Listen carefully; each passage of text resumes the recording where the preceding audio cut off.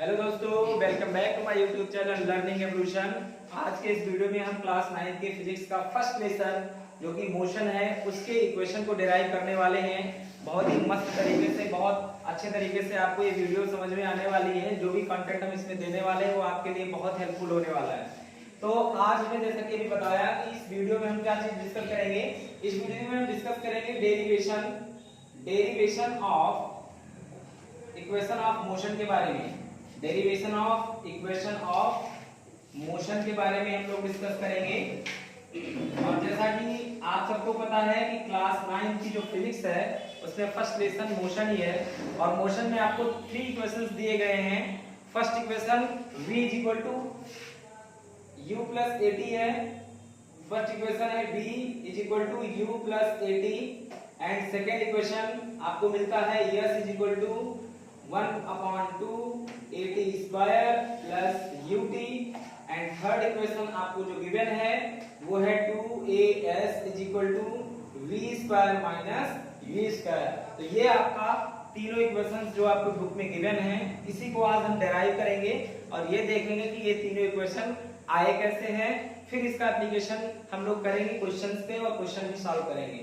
तो आज के इस वीडियो में हम लोग केवल इसका डेरिवेशन देखेंगे और जो नेक्स्ट वीडियो हम बनाएंगे आपको जो प्रोवाइड कराएंगे उसमें आपको इनका यूज करके कुछ न्यूमेरिकल सॉल्व करके दिखाने वाले हैं।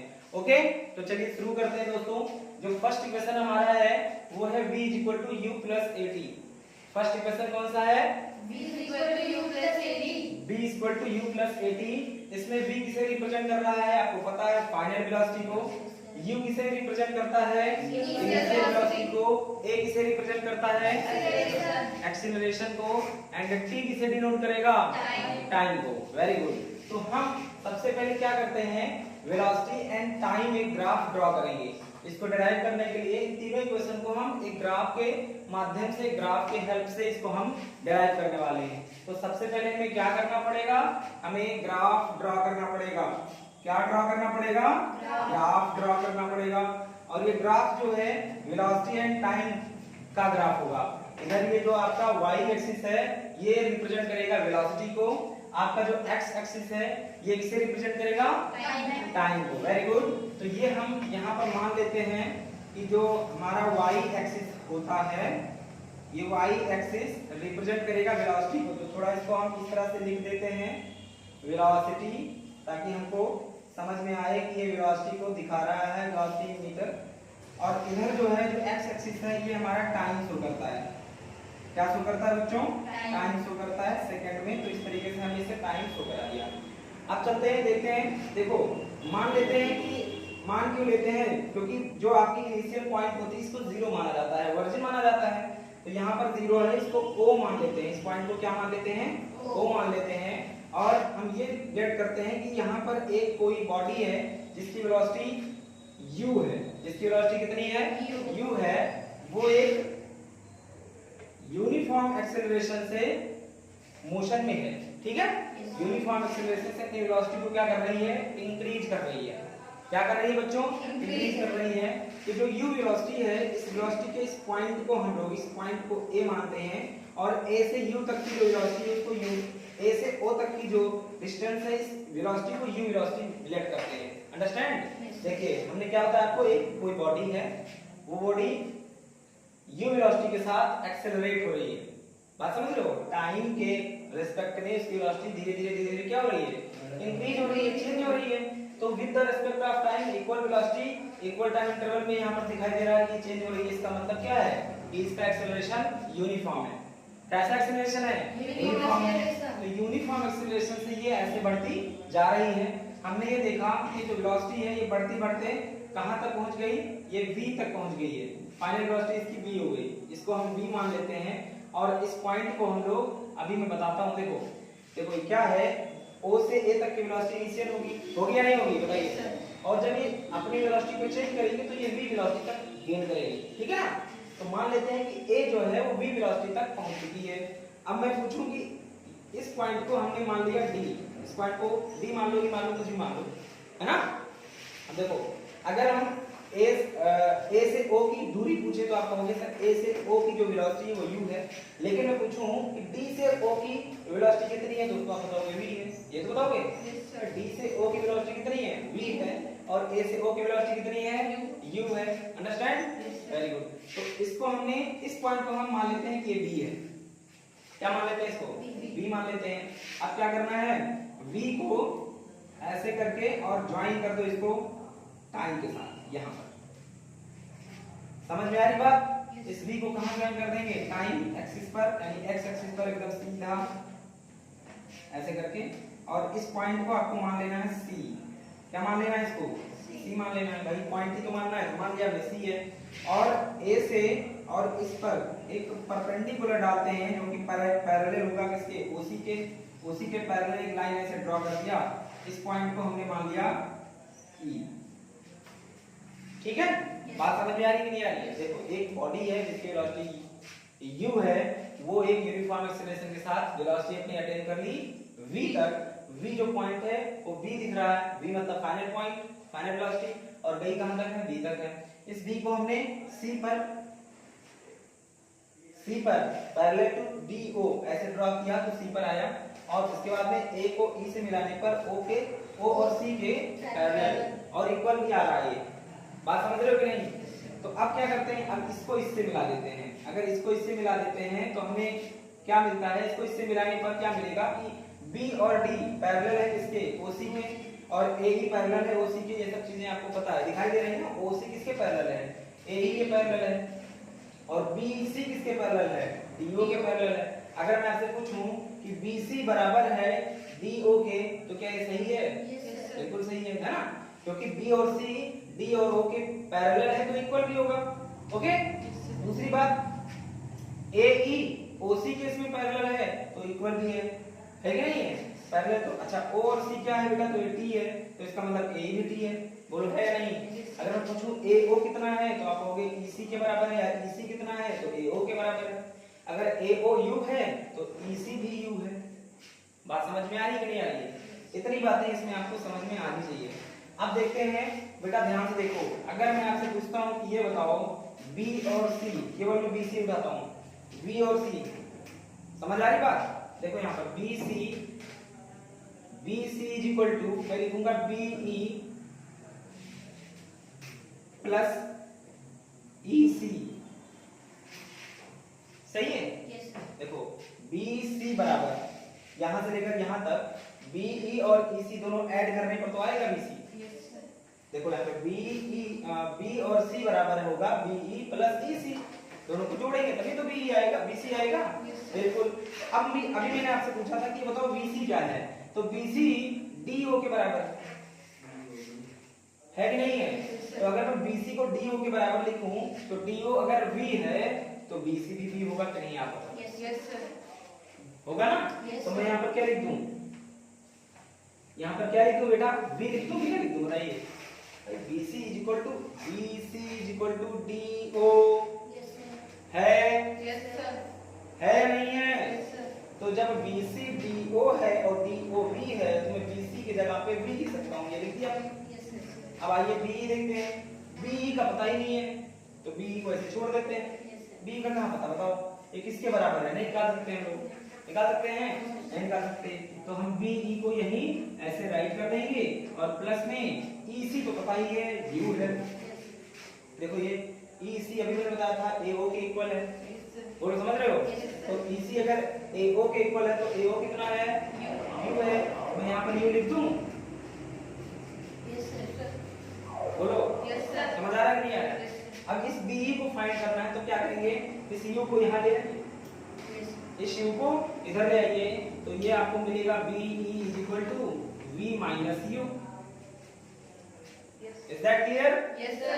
Very good. अब BE is equal to अगर V minus U है तो हमें BE की वैल्यू चाहिए ये तो चाहिए तो आइए BE की वैल्यू निकालते हैं आप मुझे बताओ यहीं पर कि यूनिफॉर्म एक्सीलरेशन का फार्मूला क्या होता है यूनिफॉर्म एक्सीलरेशन का फार्मूला क्या होता है Initial velocity minus final velocity upon time. Uniform acceleration is equal to होता है A इज इक्वल टू बेटा final velocity minus initial velocity upon में t होता कि नहीं होता है अच्छा बेटा अगर मैं t को a से मल्टीप्लाई करा दूं तो at नहीं हो जाएगा at is equal to v minus u बताओ समझ आ रहा है कि नहीं यार क्या देखो यूनिफॉर्म एक्सेलरेशन का फार्मूला होता है a equal to v minus u upon t, होता है कि नहीं होता है? बिल्कुल होता है। अच्छा, अगर मैं इस t को a से मल्टीप्लाई कर दूं तो यहाँ v माइनस u बराबर बच जाएगा at।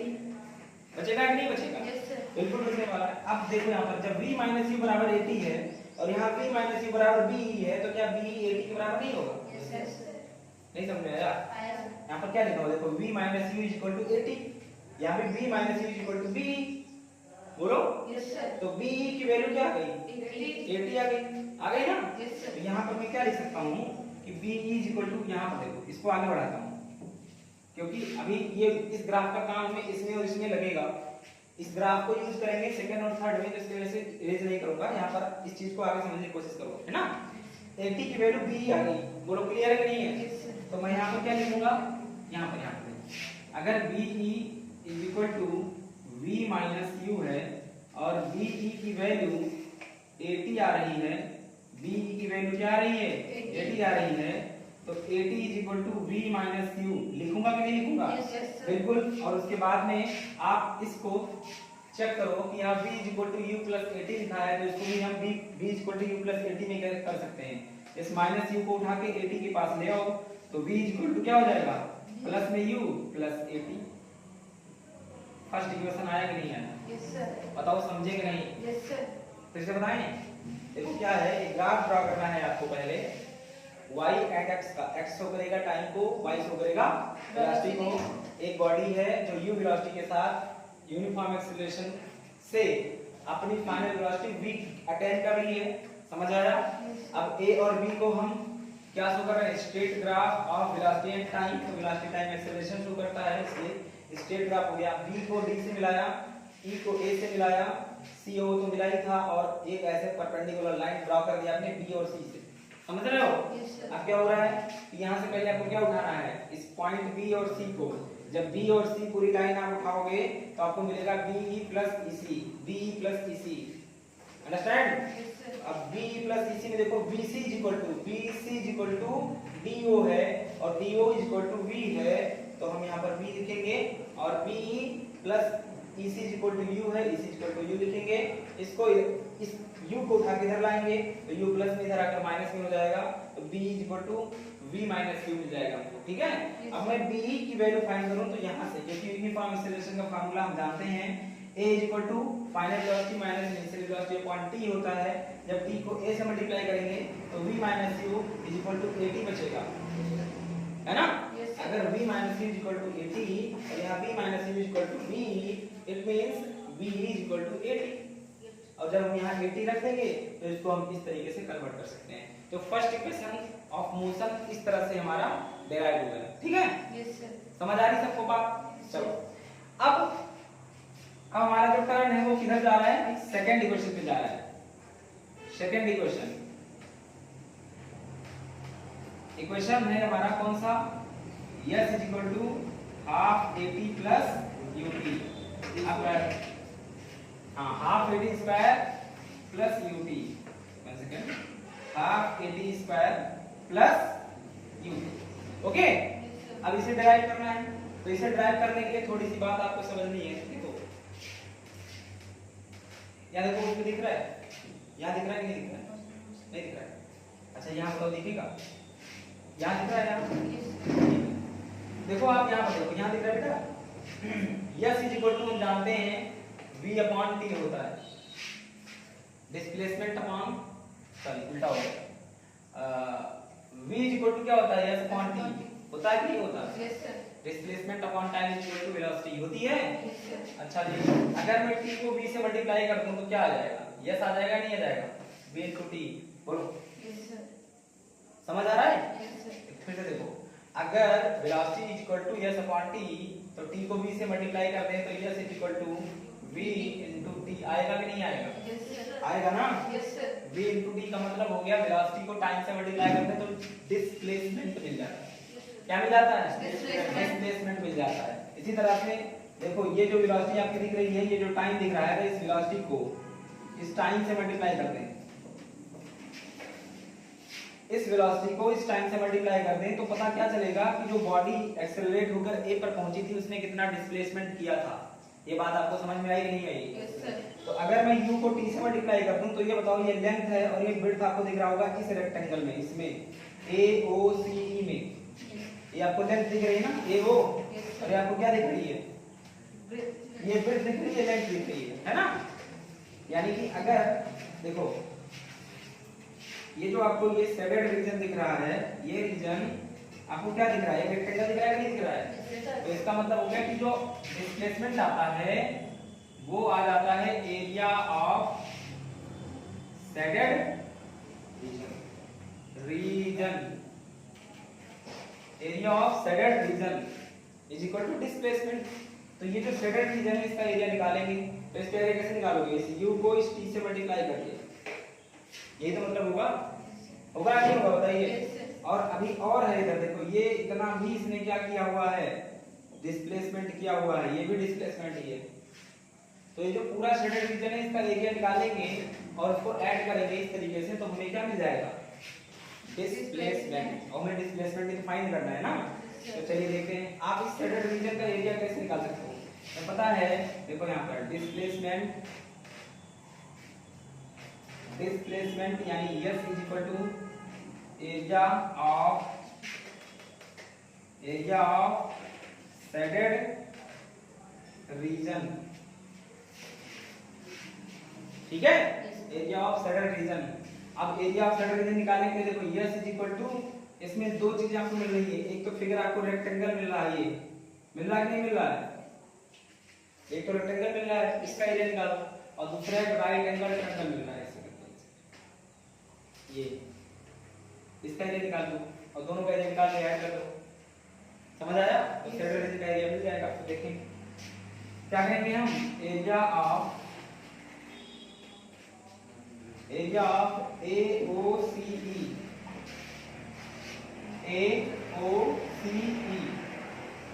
समझ रहे हो नहीं?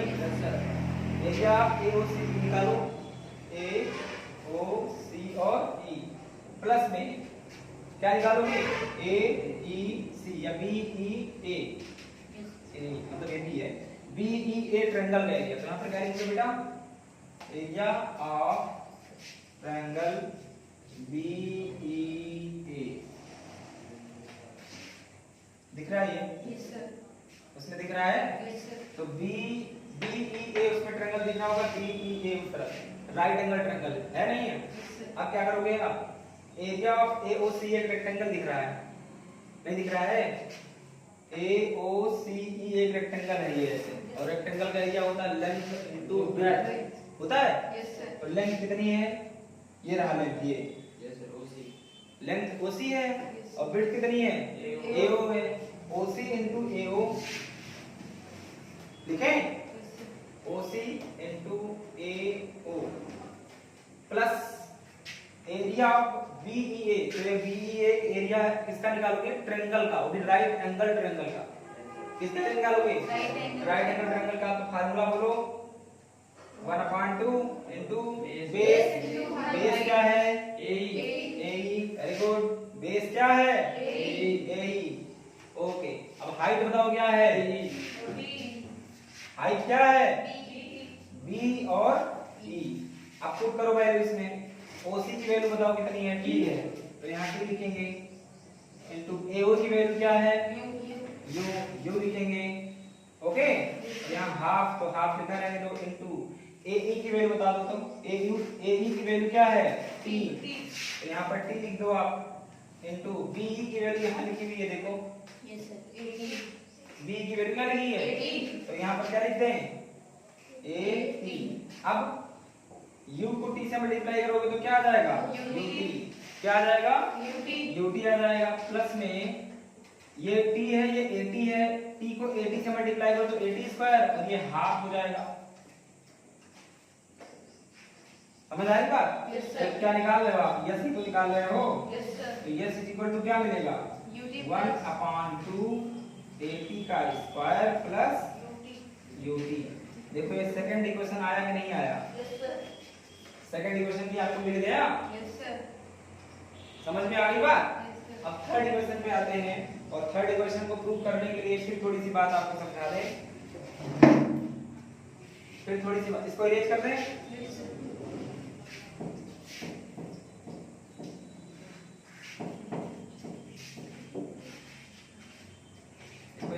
कर दे रहे हैं और 30% समझा रहे हैं, ठीक है।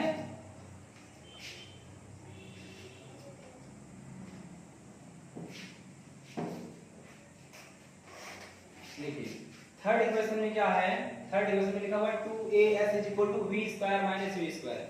ओके, तो इसके लिए हम पहले s ही इसमें उठाते हैं और s को लेकर क्यों चलेंगे, पहले s निकालेंगे तो s = अभी मैंने क्या बोला था, area of shaded region. Area of क्या होता है, शेडेड रीजन। और इसमें एरिया ऑफ शेडेड रीजन पहले हमने निकाला था रेक्टेंगल का एरिया प्लस रेक्टेंगल का एरिया और प्लस ट्रायंगल का एरिया, दोनों को करके जोड़े थे तो ये आया था।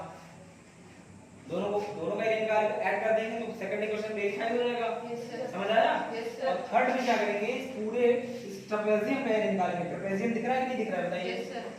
ये ट्रापेजियम दिख रहा है ऐसे करके, ऐसे ऐसे ऐसे ऐसे बना हुआ है ट्रापेजियम का, ठीक है।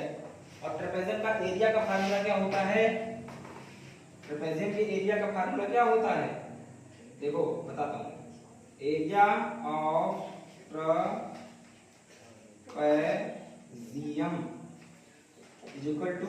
= Half into sum of parallel side sides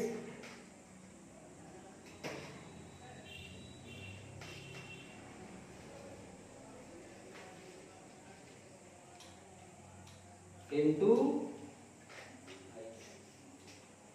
height, ठीक है। अगर हम ट्रापेजियम का एरिया निकालेंगे तो 1/2 into sum of parallel side into height कर देंगे तो ये निकल के आ जाएगी एरिया ऑफ ट्रापेजियम। इस पूरे का एक साथ निकल जाएगा। और एक साथ निकालते हैं थर्ड इक्वेशन के लिए, तो एक साथ निकालेंगे, कैसे निकालेंगे देखो भाई, जानते हैं कि 1/2 into sum of parallel side into height. अब तुम बताओ इसमें पैरेलल साइड क्या दिख रही है, ये वाली साइड और ये वाली साइड पैरेलल है कि नहीं? कौन से किसकी पैरेलल है, BC पैरेलल AO है। इन्हीं को सम करना है, ऐड करना है, समझे? यहाँ लिखेंगे पहले s = half into BE plus AO, BE plus AO into, अब हाइट देखो, अगर इस तरह से बना हुआ है ना, ये साइड अगर पैरेलल है बच्चों, ये साइड, तो ये इसकी हाइट होगी, ये होगी हाइट। कौन होगी, O और C हाइट होगी इसकी। समझ नहीं पा रहे हो? तो ये OC इसकी हाइट होगी, तो यहाँ पर हम OC लिख देंगे, यही तो लिखा हुआ है यहाँ पे, है ना। अब वैल्यू पुट करिए, वैल्यू जब पुट करोगे तो देखो क्या मिलने वाला है हमको। वैल्यू पुट करने पर हमको मिलेगा s = 1/2 इंटू BE की वैल्यू बताओ, BC लिखना चाहिए, सॉरी यहाँ पे क्या होना चाहिए BC, क्योंकि तो पूरी लाइन लिखनी है आपको, BC प्लस AO, ये पूरी साइड इस पूरे के पैरेलल है। समझ आ रही बात? तो BC प्लस AO, BC की वैल्यू है V, क्या है भाई BC की वैल्यू DO के बराबर था, और DO जब V है तो BC भी V होगा। इसके बाद प्लस AO की वैल्यू है U, देखो AO क्या है U है, U हो गया इंटू, अब बताओ OC आप लोग बताओ क्या है, T है। तो यहाँ पर हम क्या लिख दें, T लिख दें कि ना लिख दें? बिल्कुल, अच्छा T लिख दिए। आप पता है क्या करना है, इस T की वैल्यू को सब्स्टिट्यूट करना पड़ेगा। कैसे? हमने आपको बताया है कि जब A = V - U/T होता है कि नहीं होता? अब इस T को अगर यहाँ ले जाएंगे तो A यहाँ जाएगा, नहीं समझे? इस T को यहाँ ले जाओगे तो ये यहाँ जाएगा, है ना। देखो यूनिफॉर्म एक्सीलरेशन के लिए फार्मूला क्या है, यूनिफॉर्म एक्सीलरेशन के लिए फार्मूला है A = V - U/T, ऐसे तो है। अब अगर हम इस T को यहाँ लाएं, इस A को यहाँ लाएं, तो T = क्या हो जाएगा, V - U/T हो जाएगा। क्लियर है कि नहीं? अब इस T की वैल्यू को उठाकर यहाँ रखिए, जहाँ पर T लिखा हुआ है वहाँ पर लिख दो V - U/T। ओके, तो क्या होगा ये बेटा, ये हो जाएगा 1/2 इंटू V प्लस U, ये U है, इंटू अब क्या लिखेंगे बोलो, V - U/T। ए क्या हो जाएगा यहाँ? ओके। अब देखो यस इज इक्वल टू ये हो जाएगा, वो देखो 1 से मल्टीप्लाई करोगे इसको, फिर इससे मल्टीप्लाई करोगे तो होगा ना। तो यहाँ पर आपको क्या मिलने वाला है? v प्लस u एक ब्रैकेट में, v माइनस u एक ब्रैकेट में अपॉन में 2 into a, तो क्या आ जाएगा यहाँ? 2a। क्लियर है? अच्छा इसको इधर ले आओ तो ये हो जाएगा 2as is equal to v plus u और v माइनस u। अब देखो ये a plus b a minus b में लिखा हुआ है, तो a plus b a minus b equal to क्या होता है? ये square minus a plus b और a minus b equal to v square minus v square. इस जगह पे हम क्या लिख दिया मैंने? a square minus v square होता है ना? तो उसी तरीके से देखो v प्लस u और v माइनस u लिखा हुआ है, तो जिस तरह से a square minus v square हो जाता है, वैसे ही यहाँ पर v square minus u square नहीं हो जाएगा? हो जाएगा या नहीं हो जाएगा? तो हमें क्या मिल जाएगा बताओ? Third equation of motion. इस तरीके से इक्वेशन ऑफ मोशन को डिराइव करते हैं और ये तीनों इक्वेशन आपको विद ग्राफ से प्रूफ हो चुका है कि आया कैसे। ठीक है? तो अगर आपको वीडियो पसंद आए तो वीडियो को लाइक शेयर सब्सक्राइब कर लीजिए चैनल पे अगर आप नए हैं, और इसी तरह की वीडियो आपको मिलती रहे इसके लिए आपको बेल आइकन को प्रेस कर देना है। मिलते हैं अगली वीडियो में, तब तक के लिए बाय बाय, टेक केयर, जय हिंद।